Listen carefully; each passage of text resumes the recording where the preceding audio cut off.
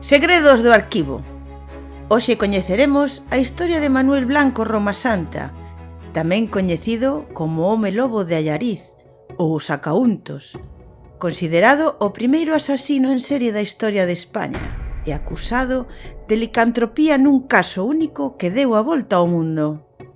Manuel Blanco Romasanta naceu o 18 de novembro de 1809 na aldea de Regueiro, en Esgos.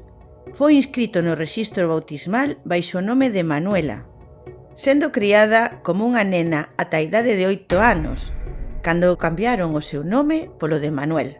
Romasanta medía 1,37 m. O seu cabelo era escaso e de cor clara, e tiña unha barba negra descoidada a pesar das súas faccións femininas. Na súa mocidade desempeñou labores máis propios das mulleres da época, polo que sabía coser e bordar, aínda que tamén sabía ler e escribir con soltura. Contraeu matrimonio aos 22 anos con Francisca Gómez Vázquez, pero apenas un par de anos despois quedou viúvo e sen descendencia. Momento no que cambia de vida e de profesión, para terminar por converterse en vendedor ambulante de ungüentos e bagatelas. O primeiro crime do que hai constancia tería lugar no ano 1844, debido a unha débeda que tiña cun tendeiro ponferradino. Foi un alguacil de León, Vicente Fernández, o encargado de reclamarlle o devandito pago, pero nunca regresou, e meses despois atoparían o seu cadáver esnaquizado a uns kilómetros da zona. Desta maneira, Manuel Blanco Romasanta foi xulgado e condenado a 10 anos de prisión. Aínda que foi declarado en rebeldía, tras a súa fuga iniciouse a súa busca. Este feito provocou que tras meses oculto cambiase de identidade en varias ocasións. O seu primeiro destino foi Rebordechao, baixo o falso nome de Antonio Gómez, onde de forma astuta comenzaba a gañarse a confianza e a amizade dos veciños, especialmente entre mulleres e nenos, ofrecendo traballo noutras aldeas afastadas, mentres os conducía polos perigosos camiños como gran coñecedor dos bosques galegos que dicía ser. Foi nestes anos cando cometeu a maioría dos seus brutais crimes entre os bosques de Redondela e Argostios. Moitas destas desaparicións pasaban inadvertidas, debido a que o propio Manuel redactaba cartas facéndose pasar polas vítimas, dicindo que estaban contentas coa súa nova vida e as entregaba en man aos familiares. Así foi o caso de Manuela García Blanco e a súa filla Petra, as que conduciu pola serra de San Mamede, coa promesa de atoparlles un traballo servindo a un párroco en Cantabria. No camiño asesinounas, convertíndoas nas súas primeiras víctimas nesta zona. A medida que ían sucedéndose as desaparicións, os rumores sobre Romasanta comezaban a estenderse, ata o punto que tivo que fuxir de Rebordechao cara a Portugal e Castela. Por entón, comenzaron as sospeitas entre os veciños ao recoñecer algunhas das pertenzas das vítimas que estaba a vender.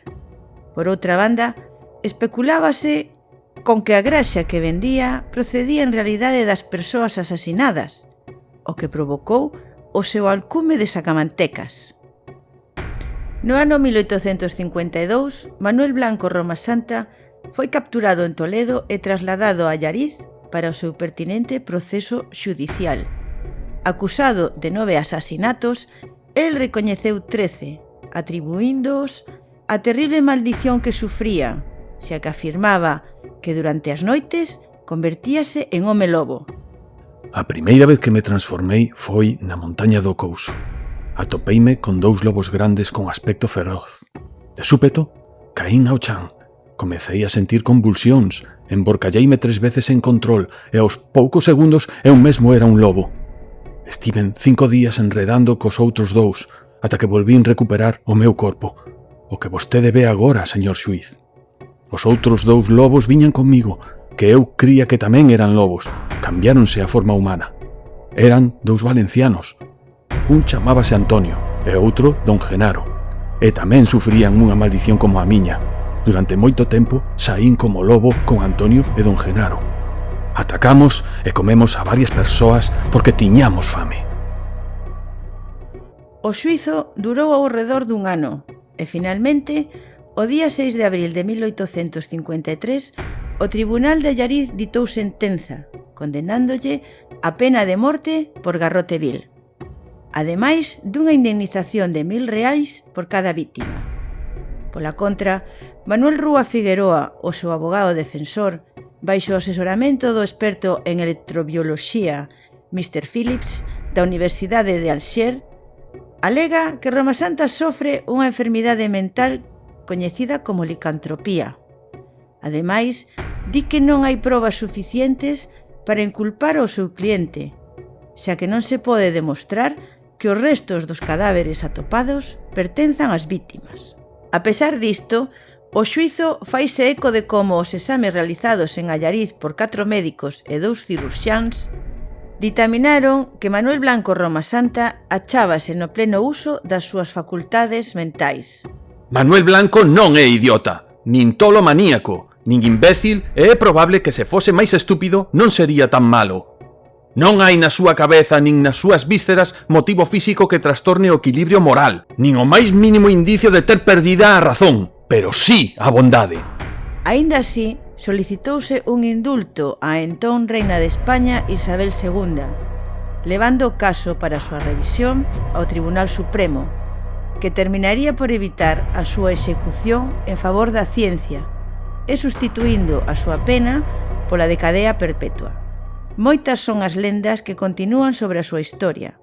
A día de hoxe, contamos coa investigación dos galegos Félix e Cástor Castro, que aseguran que Roma Santa finou o día 14 de decembro do ano de 1863, na prisión de Ceuta, debido a un cancro de estómago, aínda que se descoñece onde foron enterrados os seus restos.